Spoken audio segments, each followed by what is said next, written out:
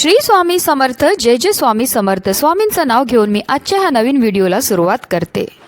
चैत्र वद्य त्रयोदशी या तिथीला श्री स्वामी समर्थ महाराजांनी अक्कलकोटमध्ये वटवृक्षाखाली महासमाधी घेतली होती. 2026 मध्ये ही तिथी 15 एप्रिल म्हणजेच बुधवारी येत आहे. या दिवशी बुध प्रदोष व्रत देखील आहे. स्वामींच्या पुण्यतिथी निमित्त अक्कलकोटमध्ये महासमाधी उत्सव मोठ्या उत्साहात साजरा होतो. हिंदू धर्मात ब्रह्मा, विष्णू आणि महेश या त्रिदेवांना विशेष स्थान आहे.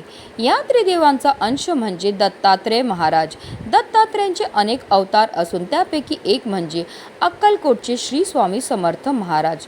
श्री स्वामी समर्थ महाराज हे दत्तात्रेयांचे पूर्ण अवतार म्हणून पूजले जातात. गाणगापूर येथील अक्कलकोट हे स्वामी भक्तांचे श्रद्धास्थान आहे. या ठिकाणी श्री स्वामी समर्थ महाराज प्रकट झाले होते. पंचांगानुसार चैत्र शुद्ध द्वितीया तिथी हा स्वामी समर्थ यांचा प्रकट दिन म्हणून ओळखला जातो. तर चैत्र शुक्ल त्रयोदशीच्या दिवशी अक्कलकोट येथील वटवृक्ष समाधी मठास्थानी स्वामींनी आपल्या अवतार कार्याची समाप्ती केली होती. म्हणूनच हा दिवस स्वामींची पुण्यतिथी म्हणून ओळखला जातो. पुण्यतिथी निमित्त फाल्गुन वद्य त्रयोदशी ते चैत्र वद्य त्रयोदशी असा सलग महिनाभर स्वामी मठात विविध धार्मिक कार्य पार पडतात. यात अखंड स्वामी नामजप यज्ञ, सप्ताह व सामूहिक गुरुचरित्र पारायण सोहळा.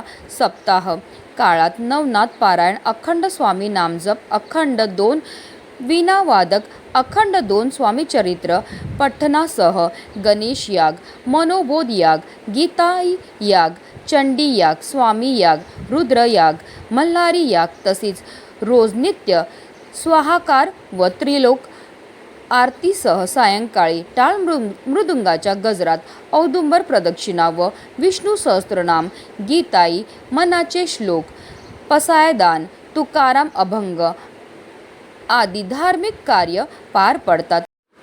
या दिवशी स्वामी समर्थांची विधिपूर्वक पूजा केली जाते. या दिवशी स्वामी समर्थ केंद्रात होम, हवन, मंत्र जप सह विविध धार्मिक कार्यक्रम संपन्न होतात. या दिवशी अक्कलकोट येथे भव्य कार्यक्रमाचे आयोजन करण्यात येते. लाखोच्या संख्येने भाविक या ठिकाणी स्वामी समर्थाच्या दर्शनांना येतात. या काळामध्ये जर आपण काही प्रभावी सेवा केल्या तर त्याचा खूप प्रभावी ठरतात. कारण या काळामध्ये दत्त तत्व नेहमीच्या तुलनेत 1 सहस्त्रपटीने जास्त कार्यरत असते. आणि म्हणूनच स्वामी समर्थ महाराजांच्या पुण्यतिथीच्या दिवशी सकाळीच घरात आणायचे या झाडाचं फक्त 1 पान. हे पान आपल्या घरी आणल्यामुळे आपलं 1 रात्रीतून आयुष्याचं सोनं तर होणारच आहे, पण आपल्या 7 पिढ्यांचे दारिद्र्य नष्ट होऊन आपली कितीही कठीणातील कठीण इच्छाही साक्षात स्वामी महाराज पूर्ण करणार आहेत. अतिशय प्रभावी असा हा उपाय आहे, ज्याबद्दल सविस्तर आणि महत्त्वाची अशी माहिती मी तुम्हाला या व्हिडिओमध्ये देणार आहे. तर व्हिडिओ पूर्ण पहा. आणि जर तुम्ही माझ्या चॅनलवर नवीन असतील तर चॅनलला सबस्क्राईब करा आणि शेजारी बेल आयकॉनसुद्धा प्रेस करा, जेणेकरून तुम्हाला माझ्या नवनवीन व्हिडिओचं नोटिफिकेशन हे मिळत राहील आणि तुम्ही एक पण व्हिडिओ मिस करणार नाही. आणि कमेंटमध्ये श्री स्वामी समर्थ लिहायला अजिबात विसरू नका.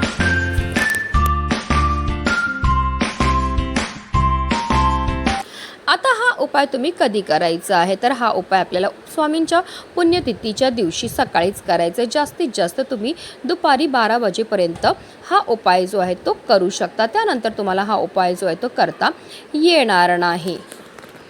तर हा उपाय करण्याकरता आपल्याला उंबराच्या झाडाचं 1 पान जे आहे ते आपल्या घरी घेऊन यायचं आहे. साक्षात दत्त निवास असलेला पवित्र वृक्ष म्हणून औदुंबराची ख्याती आहे. 21 गुणांनी परिपूर्ण औदुंबर वृक्षाखाली सद्गुरू माऊली दत्तांनी साधना केली. औदुंबराला भूतलावरील कल्पवृक्ष म्हणतात, कारण प्रभू विष्णूंनी औदुंबराला आशीर्वाद दिला आहे की याला सदैव फळे येतील. तसेच या झाडाचे पूजन व भक्तीने सर्व मनोकामना पूर्ण होतील. या झाडाचे दर्शन केल्याने उग्रता शांत होईल. या झाडाची नियमित प्रदक्षिणा घातल्याने आपत्य प्राप्ती होईल. औदुंबराच्या सेवेने जन्मजन्मांतरीची पापे नष्ट होऊन इच्छित फळ प्राप्त होते.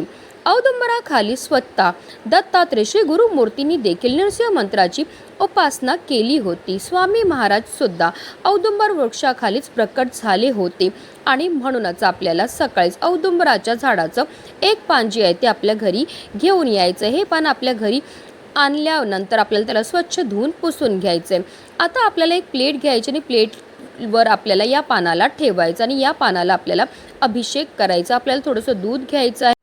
आता त्या पानावर आपल्याला थोडंसं दूध अर्पण करून घ्यायचं आहे, थोडंसं पाणी अर्पण करून घ्यायचं आहे. त्याचबरोबर आपल्याला चिमूटभर हळदसुद्धा अर्पण करून घ्यायची आहे. जेव्हा आपण या पानावर अभिषेक करणार आहे तेव्हा आपल्याला श्री सुक्तमचं पठण करायचं आहे. अभिषेक करून झाल्यानंतर आपल्याला या पानाला स्वच्छ पुसून घ्यायचं आहे. एक प्लेट घ्यायची आहे, त्या प्लेटवर आपल्याला मूठभर तांदूळ ठेवायचे. त्या तांदळावर आपल्याला हळद कुंकू अर्पण करून घ्यायचं आहे आणि त्यावर आपल्याला हे औदुंबराचं जे पान आहे ते ठेवून घ्यायचं आहे.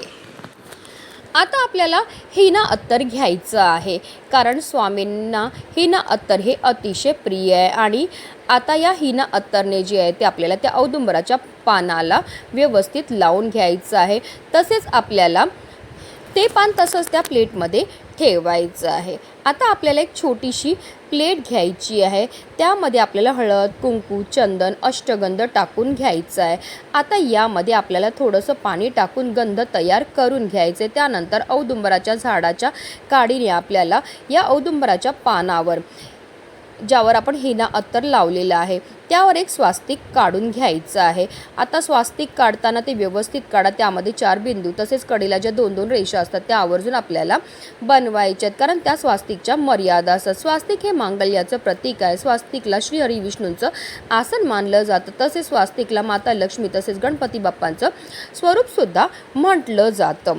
तर हे जे स्वास्तिक आपण काढून घेतल्यानंतर त्याच्या खाली आपल्याला त्याच अष्टगंधाने त्याचबरोबर जे कुंकूचं मिश्रण आपण तयार केलेलं आहे त्याने स्वामीसुद्धा लिहून घ्यायचं आहे. बघा तुम्हाला स्क्रीनवर दिसत असेल त्याचप्रमाणे आपल्याला स्वास्तिक त्याचबरोबर स्वामीसुद्धा लिहून घ्यायचं आहे. आता ही प्लेट उचलून आपल्याला आपल्या देवघरामध्ये असणाऱ्या स्वामी महाराजांसमोर ठेवायची आहे. आता या पानाला सुद्धा आपल्याला एक फूल अर्पण करून घ्यायचं. त्यानंतर आपल्याला 3 लवंगा जे आहेत त्या घ्यायच्या. ज्या लवंगा आपण घेणार ते व्यवस्थित पाहून घ्यायच्या, त्या अखंड असाव्या, कुठेही तुटलेल्या फुटलेल्या किंवा खराब झालेल्या नसाव्या. आता या ज्या 3 लवंगा आपण घेतलेल्या त्या आपल्या घरामध्ये जेवढे पण सदस्य आहेत त्या प्रत्येक सदस्याच्या डोक्यापासून पायापर्यंत आपल्याला 7 वेळा उतरवून घ्यायच्या आहेत. त्यानंतर या लवंगासुद्धा आपल्याला त्या पानावर ठेवायच्यात. आता संपूर्ण दिवसभर आपल्याला हे पान तर देवघरामध्येच ठेवायचं. संध्याकाळी 6 वाजल्यानंतर म्हणजेच माता लक्ष्मीच्या आगमनाच्या वेळेस आपल्याला काय करायचं आहे, एक मातीची पंती घ्यायची. त्यामध्ये आपल्याला 2 ते 3 वड्या भीमसेनी कापूरच्या टाकायच्या आहेत. देवघरामध्ये प्रज्वलित असलेल्या दिव्याच्या मदतीने आपल्याला हा कापूर जो आहे तो प्रज्वलित करून घ्यायचा आहे. कापूर प्रज्वलित करून झाल्यानंतर आपल्याला या कापुराने स्वामी महाराजांची आरतीही करून घ्यायची आहे.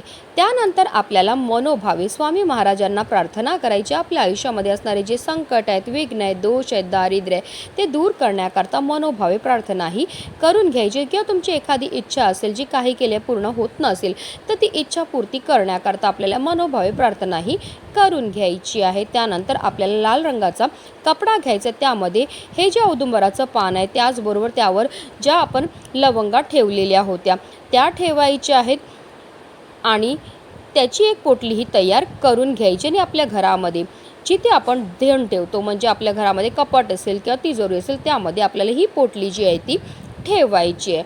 अशी ही अभिमंत्रित पोटली आपल्या तिजोरीमध्ये ठेवल्यामुळे आपल्या घराकडे माता लक्ष्मी ही आकर्षित होते. आपल्या घरामध्ये धन येण्याचे अनेक मार्ग हे मोकळे होतात, ज्यामुळे आपल्या जीवनामध्ये असणारी जी गरिबी आहे, दारिद्र्य ते दूर होतं आणि आपल्या कितीही कठीणातील कठीण इच्छासुद्धा पूर्ण होतात. आता 21 दिवस ही पोटली आपल्याला आपल्या तिजोरीमध्ये ठेवायची. 21 दिवसानंतर आपल्याला ही पोटली जी आहे ती बाहेर काढायची आणि त्यानंतर आपल्याला वाहत्या पाण्यामध्ये ही पोटली जी आहे ती प्रवाहित करायची. अशा रीतीने आपल्याला हा उपाय जो आहे तो स्वामी महाराजांच्या पुण्यतिथीच्या दिवशी करायचा आहे.